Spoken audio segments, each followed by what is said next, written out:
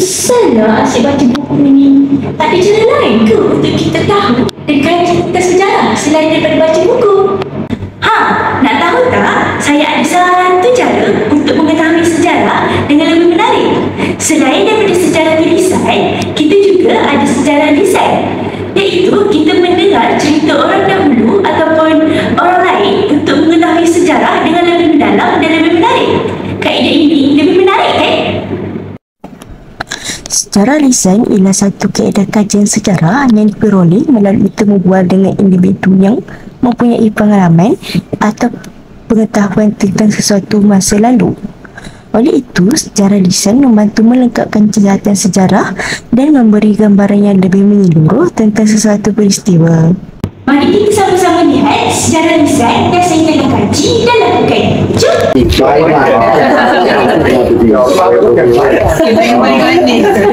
boleh kalau cuma dulu oh, jangan dah. Tak ada lama dah. Dulu orang susuk Bukan itu sahaja. Kalau kita tak sedar, cerita kanak-kanak juga ada menerapkan dan mengaplikasikan sejarah lisan dalam cerita mereka. Jom kita tengok. Pakcik, sejak bila kejadian ini disedari oleh penduduk kampung? Okey, dah on ni. Atuk cakap ya. Dah lama dah ni. Sejak minggu lepas. Apa sebenarnya yang sedang terjadi di kampung ini? Gini, setiap kali musim durian, mesti ada kes durian hilang. Tapi kalau Kami buat kajian ini bukan suka-suka tau, tapi kami mengikuti yang telah ditetapkan dalam DSKP sejarah, iaitu pelajar harus mempunyai kemahiran pemikiran sejarah, iaitu KPS. Ini ialah perkaitan sejarah lisan dengan pengurusan kurikulum sejarah. Yang pertama ialah sejarah lisan menyokong pelaksanaan kurikulum berasaskan pengalaman. Guru dapat merancang aktiviti pembelajaran seperti temu bual yang selaras dengan objektif kurikulum sejarah. Yang kedua ialah memperkaya kandungan kurikulum tempatan. Kisah masyarakat setempat yang dikumpulkan melalui sejarah lisan boleh dijadikan bahan pengajaran. Yang ketiga ialah menggalakkan kemahiran abad ke-21. Aktiviti secara lisan melatih murid berfikir secara kritikal dan berkomunikasi dengan berkesan. Walau bagaimanapun, timbulnya isu secara lisan dan kaitannya dengan pengurusan kurikulum sekolah rendah. Yang pertama ialah kekurangan latihan dan kemahiran guru. Guru kurang mahir dalam teknik temu bual, rakaman dan penganalisan maklumat secara lisan. Dan yang kedua, kurangnya penglibatan komuniti dan ibu bapa. Aktiviti secara lisan memerlukan sokongan masyarakat, tetapi kerjasama yang diberikan sering kurang.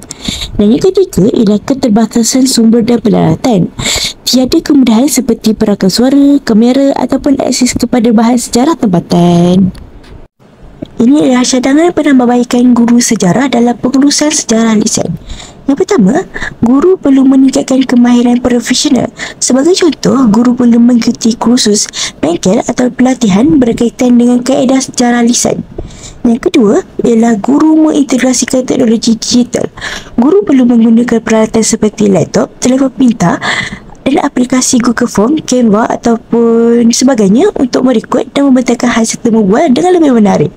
Dan yang ketiga ialah guru perlu menggunakan sumber komuniti setempat untuk menjadikan pembelajaran lebih autentik dan lebih mewarna kepada murid.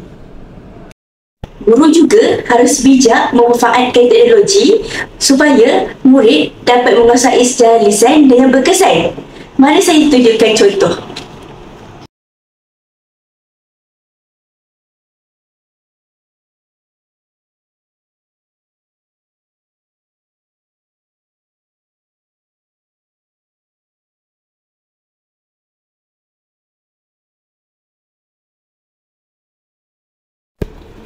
Checklist makan ini digunakan supaya murid tidak tercicir maklumat yang diperlukan dan untuk merangsang murid berfikiran kritis.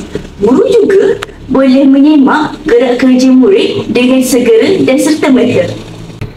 Guru juga perlu menjadi kreatif dan inovatif dengan mengubah soal laporan menjadi laporan yang lebih kreatif ataupun yang lebih menarik untuk dilihat oleh murid. Sebagai contoh, guru membuat template laporan dalam peta buih ataupun poster digital.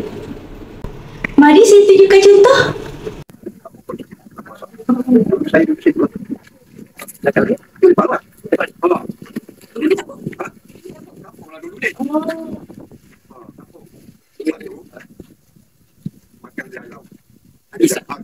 Speed.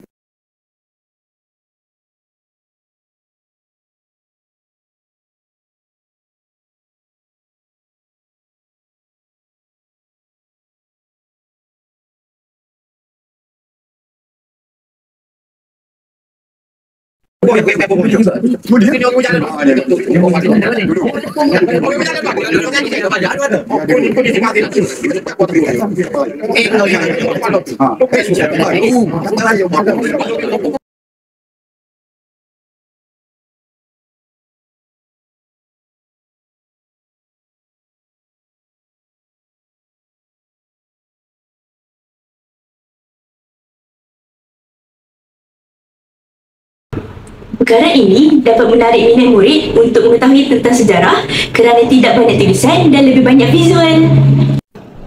Kesemua contoh yang saya tunjukkan tadi ialah menunjukkan ciri-ciri guru sejarah berkesan. Yang pertama ialah guru berpengetahuan luas. Guru menguasai kandungan sejarah serta memahami kaedah sejarah lisan.